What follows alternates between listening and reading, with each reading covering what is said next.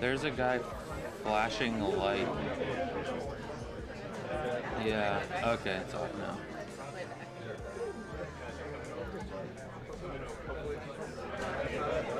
There's a guy flashing a light.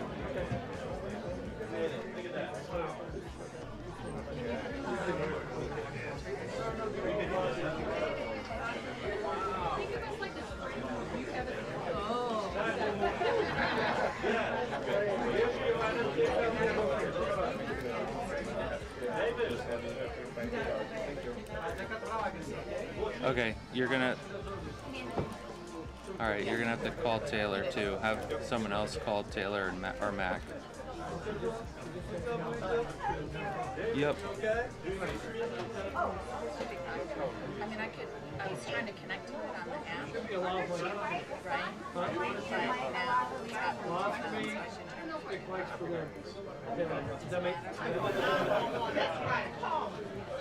I should say the long for the break and the stick mics for the I got the money for you to steal. should be in the seat. The other way around.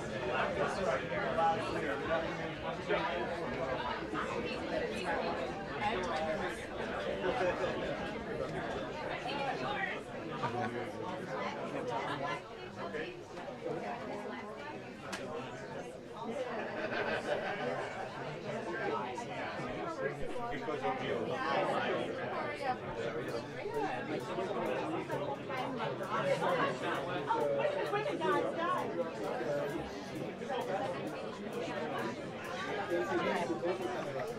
There's a bunch of people who just came in. Do you think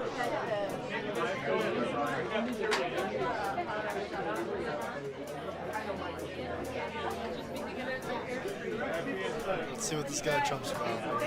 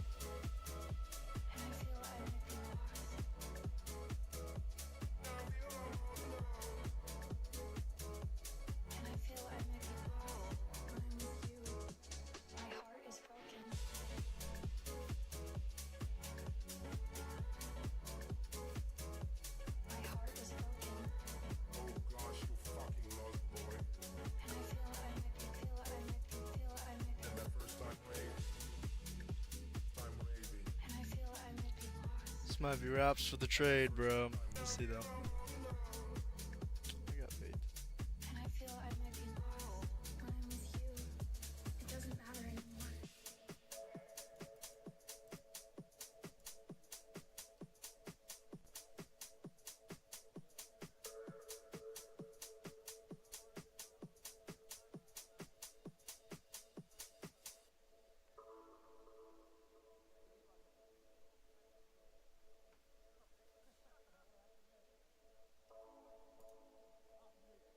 Yo, what's good, Jay? Trump's about to get on and speak, bro, but I'm in the trade. I've been in this thing for so long, bro. Like, I got in down here. Like an hour. Just for, like, Trump to come and say something that's gonna, like, hit me break even. Unless we reject that POC. I mean, that's ideal, but... The mic got turned off and we just started dumping.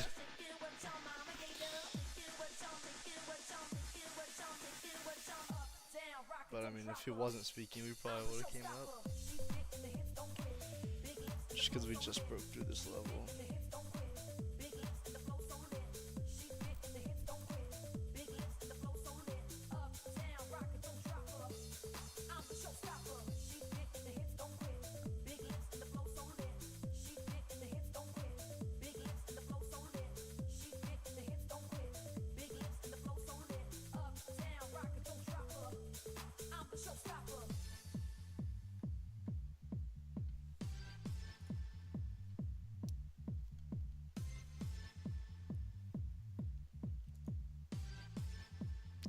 Welp.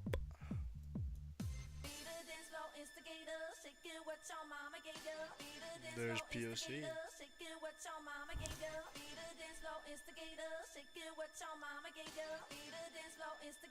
This is when you want to see it just reverse it.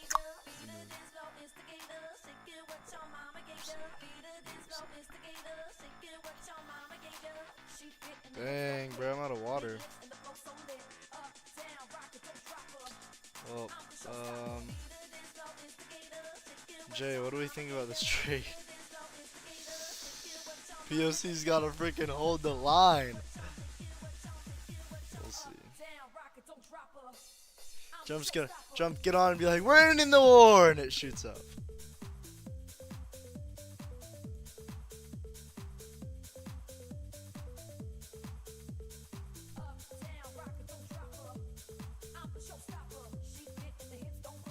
I mean, maybe back down to VWAP.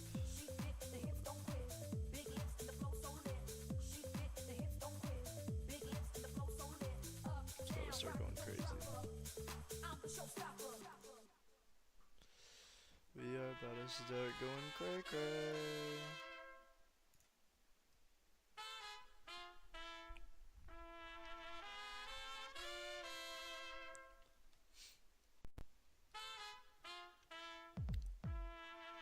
Could have been the last push from sellers though.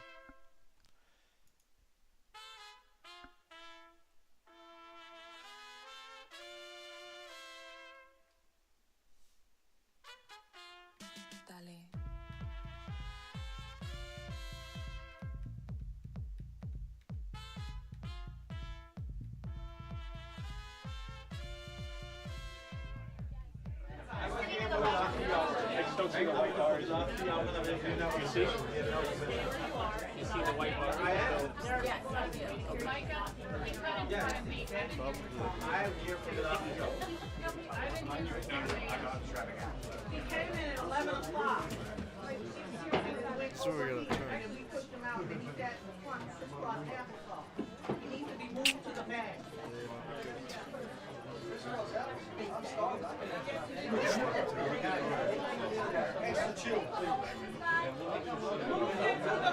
Just gotta pop back up.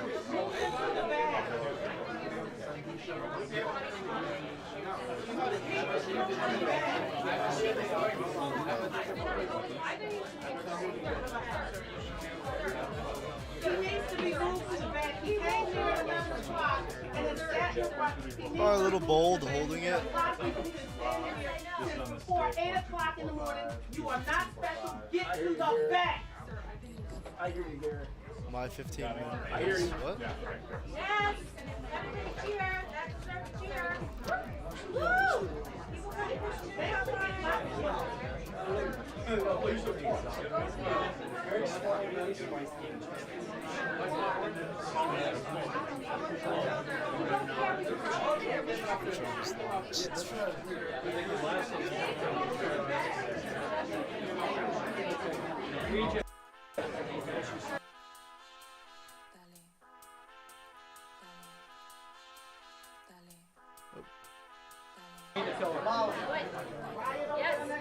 how remote look. Good. Is it firing? Yes, it is. But I also don't know if you can tell. We just powered it off. Yeah, it's firing. And I want to talk to you on the other screen. So much you guys just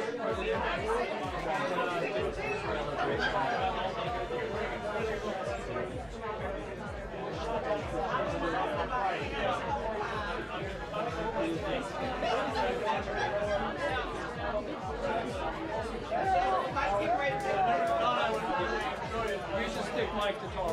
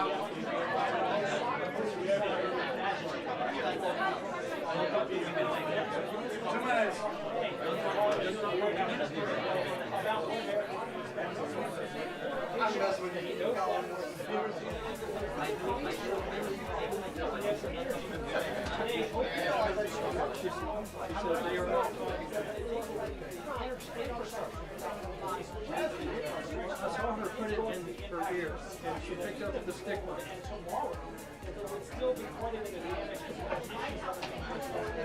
Regent, do you still have it in? Yep. The volume adjusted?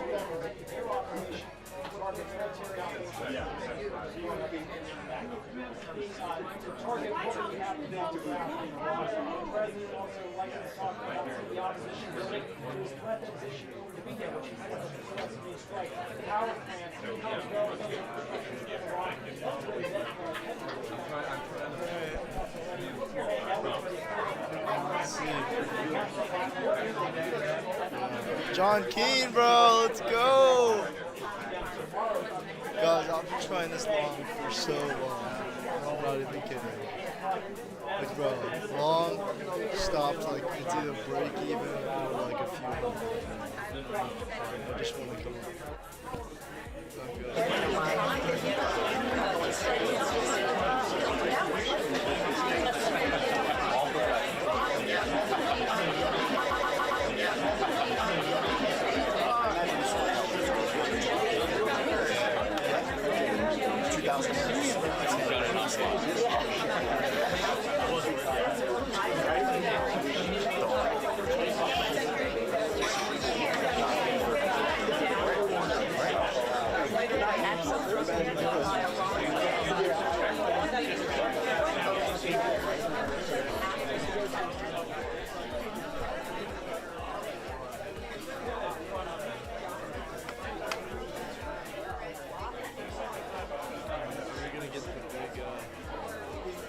guys, I'm going to the restroom real quick. Hopefully this guy's on.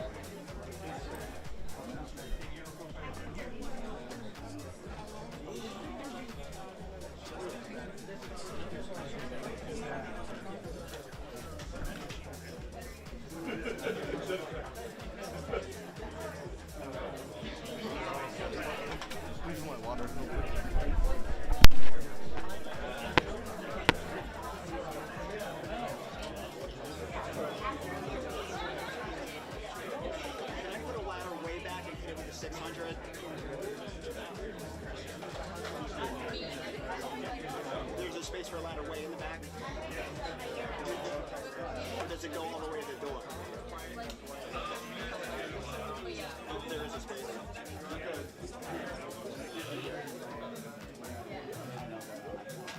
Just go.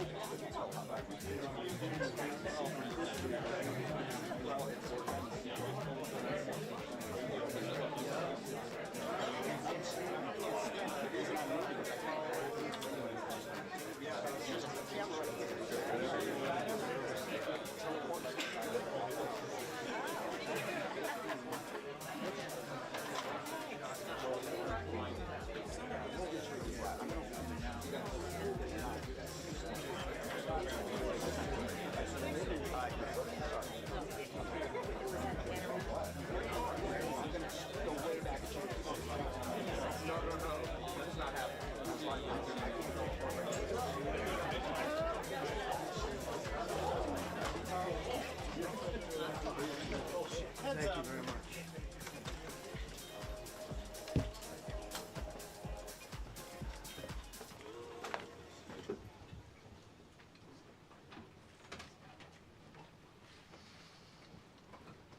It's a great honor to be with you, and happy Easter. We had a great Easter. This is one of our better Easters, I think, in a lot of different ways. I can say militarily, it's been one of the best.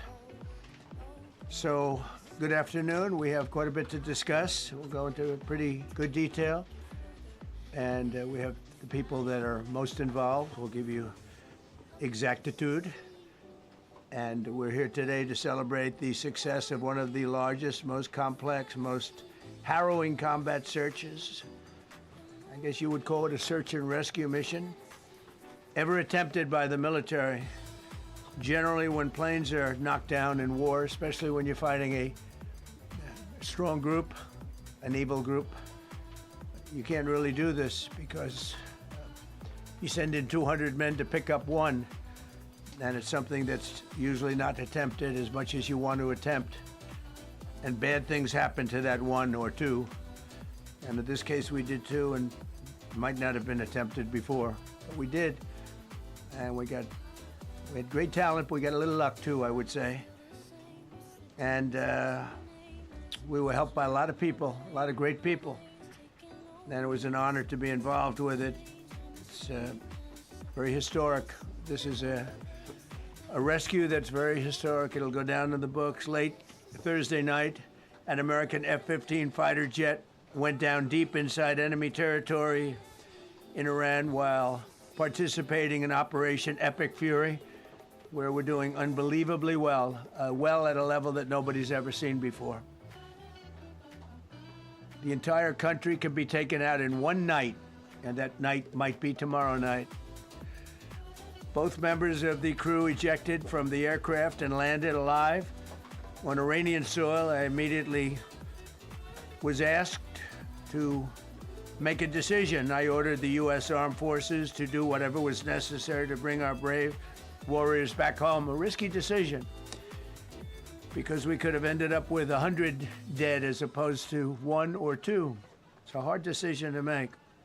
But in the United States military, we leave no American behind. We don't do it. Within hours, our armed forces deployed 21 military aircraft into hostile airspace, many flying at very low altitude, being shot by bullets. You bring rifles into play when you're going that low, but there are also certain advantages. And in broad daylight over Iran for 7 hours, at times facing very, very heavy enemy fire. We have a helicopter that's got a lot of bullets in it. It's amazing. We just realized how good those weapons are. Our machines are. Nobody has the equipment that we have, and nobody has the military that we have. Not even close. We're the most powerful military anywhere in the world by far. The flight crews and warfighters aboard those aircraft took extraordinary risks to rescue their fellow service members. This first wave of search and rescue forces successfully located the pilot of the F-15, and he was extracted from enemy territory by an HH-60 Jolly Green II helicopter. Fabulous machine as our warriors faced gunfire at very close range. It's amazing that when you look at the machinery, what happened, that nobody was even injured. Meanwhile, the second crew member, a weapons system officer, highly respected colonel, had landed a significant distance away from the pilot. When you're going at those speeds, even if you go out 2 or 3 seconds later, it's miles and miles away because you're going fast. He was injured quite badly and stranded in an area teeming with terrorists from the Islamic Revolutionary Guard Corps rough group, as well as besieged militia and local authorities. Many, on top of everything else, they told the communities actually within inside of Iran, the people of Iran, they were given a tremendous incentive to find this pilot. Despite the peril, the officer followed his training and climbed into the treacherous mountain terrain and started climbing toward a higher altitude, something they were trained to do in order to evade capture. They want to always go as far away from the site of the shoot down. You want to go as far away because they all head right to that site. You want to be as far away as you can. And he was injured, and he was an amazing, amazing thing. He scaled cliff faces, bleeding rather profusely, treated his own wounds, and contacted American forces to transmit his location. They have a very sophisticated beeper-type apparatus that is on them at all times. And when they go out on these missions, they make sure they have lots of battery space and they're in good shape. And this one worked really well, amazingly, saved his life. We immediately mobilized a massive operation to retrieve him from the mountain holdout, and he kept going higher and higher. The mountain kept getting rougher and rougher and really very, very hard to find. The second rescue mission involved 155 aircraft, including 4 bombers, 64 fighters, 48 refueling tankers, 13 rescue aircraft, and more. We were bringing them all over, and a lot of it was subterfuge. We wanted to have them think he was in a different location because they had a vast military force out there. Thousands of people were looking. So we wanted them to look in different areas, so we were scattered all over like we were right on top of them. We had 7 different locations where they thought, and they were very confused. They said, well, wait a minute, they've got groups here, they've got groups there. It's an amazing thing. I was listening to these great people, these great generals. General Raisin Kane was amazing, and Pete Hegseth was amazing, but I listened to the whole thing. It was pretty amazing.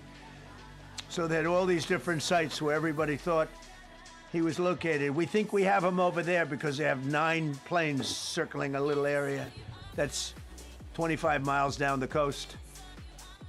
So in a breathtaking show of skill and precision, lethality and force, America's military descended on the area, the real area, engaged the enemy, rescued the stranded officer, destroyed all threats, and exited Iranian territory while taking no casualties of any kind. The heroic F-15 weapons system officer had evaded capture on the ground in Iran for almost 48 hours. That's a long time when you're in tough shape and when you're bleeding. It's a long time. When we left, as you probably know, we had 2 large planes, pretty old planes that carried a lot. We needed a lot more equipment going in than coming out, obviously, because going in, we needed to be able to scale mountains. And we had a lot of equipment, but the sand was sandy, wet sand.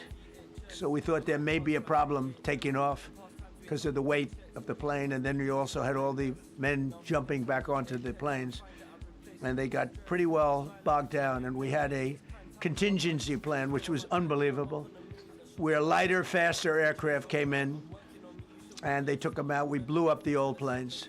We blew them up to smithereens because we had equipment on the planes that frankly we'd like to take, but I don't think it was worthwhile spending another 4 hours there taking it off. So we didn't want anybody to have, we have the best equipment anywhere in the world. We didn't want anybody examining our anti-aircraft and other equipment. So these were large planes that were old and pretty old, and we blew them up. And we had faster, lighter planes come in, and they were able to land on the sand. We needed the bigger planes because we had so much equipment that we needed. We took 3 helicopters over there, which were very strongly used, and couldn't have lived without them. They performed unbelievably well. And if you'd see it, you wouldn't believe it. They came off the plane, and these guys had them. The rotors were off. They rebuilt these helicopters in less than 10 minutes. And that was one of the more amazing things. These are helicopters, small, unbelievably powerful, but small, very small, so it can get into certain areas. And they got them off the plane, and they rebuilt all 3 of them in a matter of less than 10 minutes. It's pretty amazing what the genius of these people. Who would think that? You'd think it would take 5 days to build them. And in some companies, it would take 5 days, and they wouldn't do it well. But they served us well. As Commander-in-Chief, I never forget the extraordinary risk taken by the warriors that we send into battle, and the genius. I mean, think of it, having a contingency of 3 planes waiting because we think the sand is so bad that we probably won't be able to take off. And the planes really got bogged. This was not much of a runway. This was a farm, not a runway. It's a farm, but it did the trick. But to have a contingency as opposed to having to wait 2 days, can you imagine right in the middle? This was central. This was right, you would call it central casting if you were doing a movie for location. And probably the toughest area of Iran where we'd be sitting there. So these planes came in, those pilots came in so fast and so quick and got out of there. Everybody got aboard and just got 15-minute intervals. 1 load out, 1 load out, 1 load out. It happened, and we were watching, and we said, "That's amazing." In many ways, I was almost more impressed by the contingency that we had than the fact that we would have had a runway or decent soil. But it was an amazing thing. But we thank God for every single one of them. And the talent, the genius is not even talent, it's genius. It's the whole ball game, every one of them. If you look at what we did with Maduro, we went into a military compound, a massive, with thousands and thousands of soldiers, and within a matter of minutes. And he lived behind iron doors. There were steel doors, broke them down so quickly. And within almost minutes, he was in the back of these planes. It was a similar group. Incredible. We have incredibly talented people. And if the time comes, we move heaven and earth to bring them home safely. We're going to bring our people home safely. I want to thank every member of the U.S. Armed Forces involved in these historic operations. They really were historic. It's just not something that's done. And you'd understand it. Not that they don't want to do it, but when you're going into areas, when you look at these helicopters, when you look at the amount of bullets and everything else that they took, when you go into these areas, you don't come out like we came out. God was watching us, I tell you. Well, it was the Easter, we were in the Easter territory, I guess, but God was watching us. Amazing. Because when you look at the machinery, they took damage. Tells you, first thing I said is, these are unbelievable machines, how they flew back and not even much of a problem. But these 2 extraordinary rescues, because it was 2, and as you probably know, we didn't talk about the first one for an hour. Then somebody leaked something, which we'll hopefully find that leaker. We're looking very hard to find that leaker. And talked about there's somebody missing. They basically said that we have one and there's somebody missing. Well, they didn't know there was somebody missing until this leaker gave the information. So whoever it was, we think we'll be able to find it out because we're going to go to the media company that released it, and we're going to say, national security, give it up or go to jail. And we know who, and you know who we're talking about, because some things you can't do, because when they did that, all of a sudden, the entire country of Iran knew that there was a pilot that was somewhere on their land that was fighting for his life. And it also made it much more difficult for the pilots and for the people going in to search for him. All of a sudden, they know that there's somebody out there. They see all these planes coming in. It became a much more difficult operation because a leaker leaked that we have one, we've rescued one, but there's another one out there that we're trying to get. So actually, the country, Iran, put out a major notice, you all saw it, offering a very big award for anybody that captures the pilot.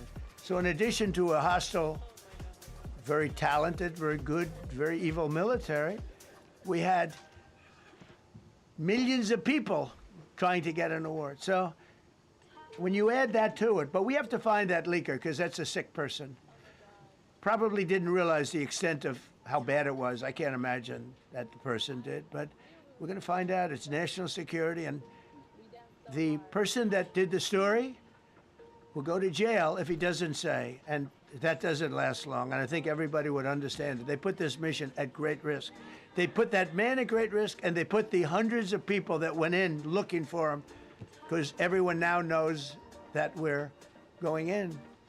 Over the past 37 days, America's armed forces have carried out more than 10,000 combat flights over Iran, unheard of, striking more than 13,000 targets. The F-15 we lost last week was the first manned aircraft downed by the enemy in this entire operation with thousands and thousands of flights. They got lucky. It was a lucky hit. You know, eventually you get lucky. But we got lucky too because we got both of them back.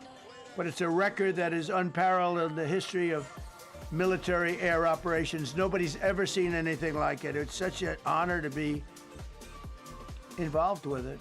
We were up late at night, and then we were waiting for those contingent planes to come in, and we say, come on, let's go, get in, because they're waiting out on this farm without a runway, with wet, crummy soil, sand, mostly sand, wet sand, and it eats planes alive, and we're waiting, and we're saying, I hope that one can land and take off. And they came in like magic, boom, boom, boom, one after another. It was like genius. So impressed by that. Because we were a little concerned. We said, boy, if they don't get in and get up fast, we're sitting in the... And that's called Iran Prime, right, General? That's where the whole bet is. And here we are sitting there waiting for a plane. But they came in so fast and so hard, and these guys knew exactly what to do. Let's go, come on, get in, let's go, pwah. They came one right after another, not at the same time. They don't want to come at the same time. They had to come right after each other. They didn't have any room. There was barely any room to land. Tiny little patch of very wet earth and sand. So I'm so proud of the people that I have standing up here with me and many others that worked. I mean, so many. Steve Witkoff's over here. He's doing fantastically. Jared Kushner. But the people that are here, the job they did is amazing. And I think I'm going to introduce the head of the CIA, and he is a man he's central casting, okay? If we cast a movie, he's going to play the head of the CIA. He's one of the few.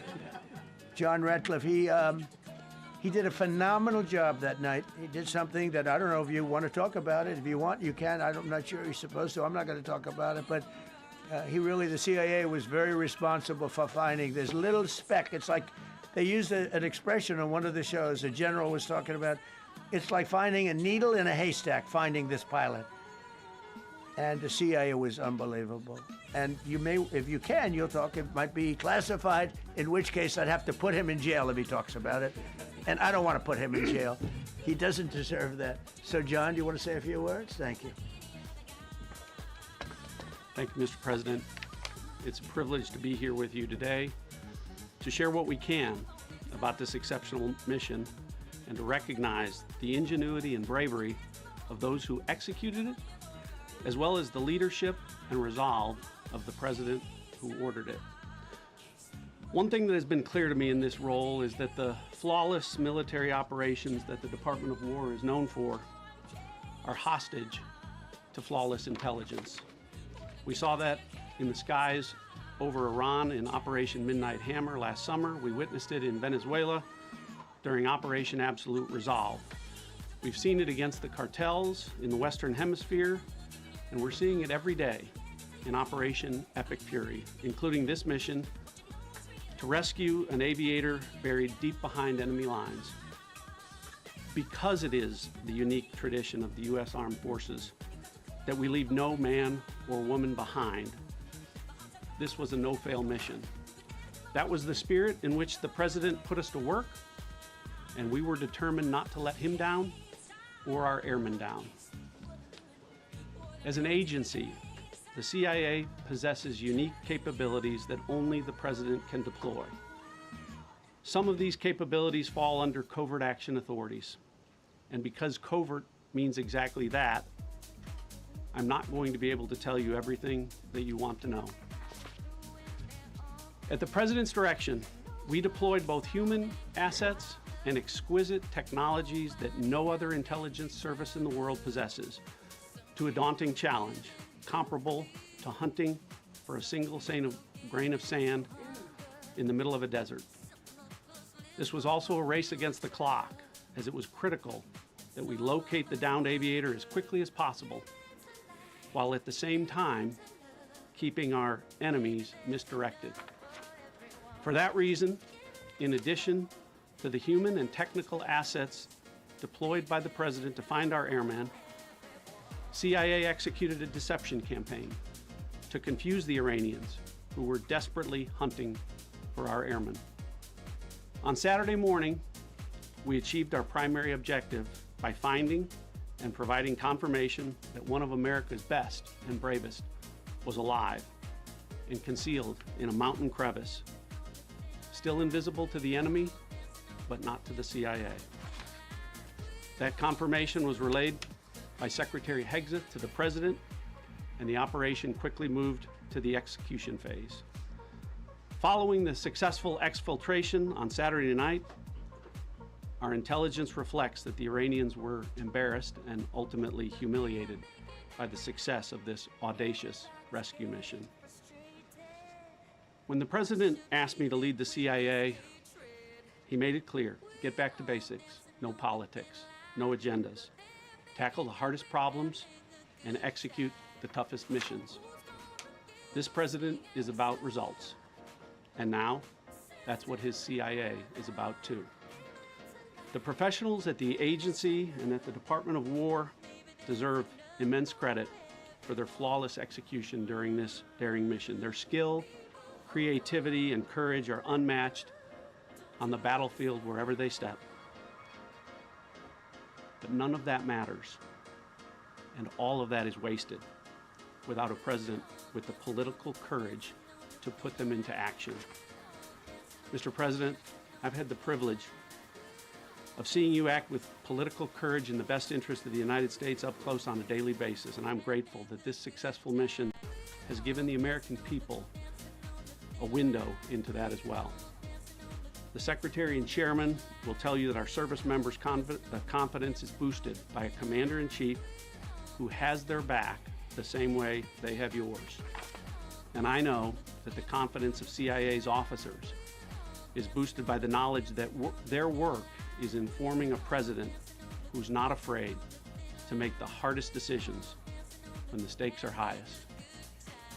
And to the American people, your confidence should be boosted by knowing that the security of the nation is in the hands of a President who's willing to take on problems that have confounded both sides of the political aisle for nearly half a century. It is an honor to serve under a leader who just proved that you can believe him when he says, no matter what, we will leave no one behind. We will come for you. Thank you.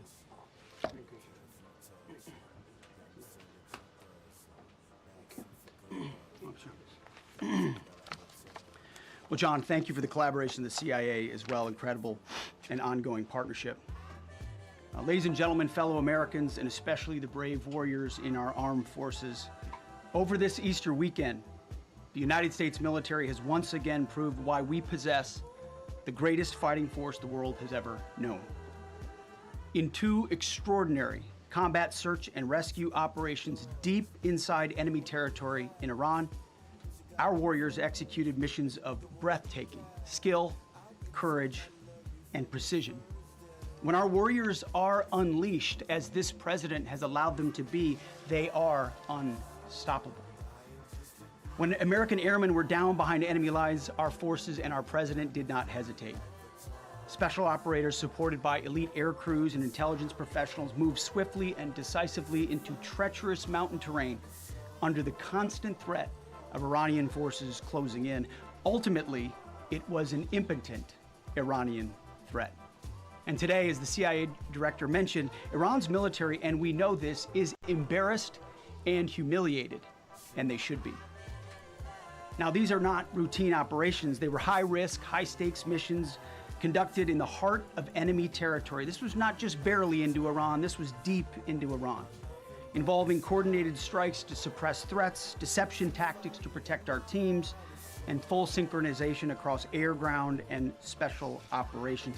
The Iranians are still asking themselves right now, how did the Americans do this? One downed airman evaded capture for more than a day, scaling rugged ridges while hunted by the enemy. When he was finally able to activate his emergency transponder, his first message was simple, and it was powerful. He sent a message, God is good. In that moment of isolation and danger, his faith and fighting spirit shone through. You see, shot down on a Friday, Good Friday, hidden in a cave, a crevice, all of Saturday, and rescued on Sunday. Flown out of Iran as the sun was rising on Easter Sunday. A pilot reborn, all home and accounted for, a nation rejoicing. God is good. Despite incoming fire and unforgiving conditions, our troops brought every American home. No American lives were lost. We leave no man behind, and that is not luck. It's the result of unmatched training, superior technology, an unbreakable warrior ethos, and sheer American grit. Our special operators, pilots, and support crews performed with near perfection under fire, and they were lethal. Just ask any Iranian soldier who dared attempt to get anywhere near that pilot before or during that mission. Death from above. Our troops turned a potential tragedy into a resounding demonstration of American resolve and capability. That's what excellence in uniform looks like. But make no mistake about it, none of this would have been possible without the courageous leadership and ironclad determination of President Donald J. Trump. From the moment our airmen went down, President Trump made it clear we will leave no one behind. The first mission, the first of two, was an audacious daylight thunder run right up the middle. It was authorized in less than 2 hours from that pilot going down when we knew where he was. And it was authorized in the middle of the night, because anybody that's worked for this man knows he's up in the middle of the night. Authorized immediately, without hesitation, audaciously. The second mission, as soon as we knew where that pilot was, and John was certainly helpful in that, also executed immediately. You know, I looked up at my screen when the final mission was complete inside our SCIF, our secure facility. And we have a running VTC, a running coordination cell. And the top of it read 45 minutes and 45 hours and 56 minutes. For 45 hours and 56 minutes, we held that call open for coordination. From the moment our pilots went down, our mission was unblinking. The call never dropped, the meeting never stopped, the planning never ceased. The president demanded rapid, decisive action. He backed our military with the full weight of his resolve, refusing to let enemy propaganda or tactical setbacks deter us. His leadership ensured that every lethal and non-lethal resource was brought to bear, that our forces had the authorities and the support they needed to succeed. When the president says he has the backs of our warfighters, he means it. And it means a great deal, and it's a big difference on the battlefield. President Trump understands that peace through strength is not a slogan. It is a doctrine that saves American lives. His unwavering commitment to rebuilding our military and restoring the warrior spirit has paid dividends in missions just like this one. Under his command, America projects power with confidence and brings our people home with victory. And that continues today, by the way. Per the President's direction, today will be the largest volume of strikes since day one of this operation. Tomorrow, even more than today. And then Iran has a choice. Choose wisely, because this president does not play around. You can ask Soleimani, you can ask Maduro, you can ask Khamenei. To those heroes who planned and executed these rescues, your nation stands in awe. I stand in awe. The chairman stands in awe. We all stand in awe of your professionalism and bravery. We serve for you. You embody the very best of America. To the rescued airmen and their families, welcome home. Your courage and endurance, the quiet declaration of faith amid the storm, inspires us all. God is good every day. And to our adversaries watching from Tehran, let this be a clear message. The United States military will go anywhere, at any time, to protect our own and complete the mission. We execute with precision. We control the skies. You see, we flew for 7 hours in daylight over Iran to get the first pilot. And we flew 7 hours in the middle of the night to get the second. And Iran did nothing about it. We fight with honor, and under President Trump's leadership, we win. So God bless our troops, God bless President Trump, and God bless the United States of America. Thank you. Well, good afternoon, everyone. Thank you, Mr. President. Thank you, Mr. Secretary. A note before I start, I know many of you want specific details in these briefings. We will share what we can, but I will retain what I must in the event that we have to go do this again sometime. And I cannot stress the importance, as the President said, around operational security. The Secretary and I will do a more detailed briefing tomorrow morning, and we look forward to sharing the details that we can. On Thursday, 2 April at 10:10 p.m. Eastern Time, 4:40 in the morning, local Iran time, the Joint